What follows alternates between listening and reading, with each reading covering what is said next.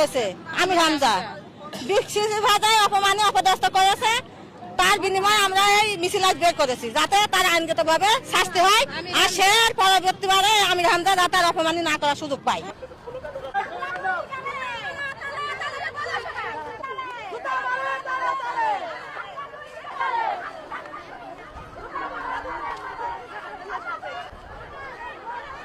আমরা এখানে এই মিছিলটা নিয়ে আসছি আমির হামজার কিছু অশালীন কথাবার্তার জন্য।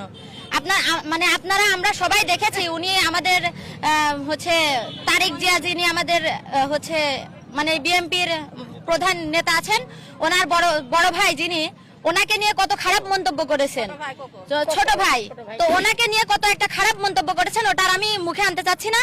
তো ওনার উনি একটা রাজনীতিবিদ, বর্তমান জেনারেশনে উনি একটা রাজনীতিবিদ। ওনার এই রাজনীতিবিদের আগে কিন্তু ছোট থেকে আমরা ওনাকে চিনি একটা ইসলামিক বক্তা হিসেবে। ওনার কথাবার্তার ধরন কিন্তু ছোট থেকে আমরা অন্যরকম দেখে আসছি। হঠাৎ করে রাজনীতিবিদ হয়ে উনি এইভাবে আমাদের উল্টাপাল্টা কথা বলে তো আমাদের নেতাদেরকে এভাবে অপমান করতে পারেন না। তার এই কথার প্রতিবাদ মূলক হিসেবে আমরা প্রতিবাদ করার জন্য আমরা সবাই এখানে একত্রিত হয়েছি।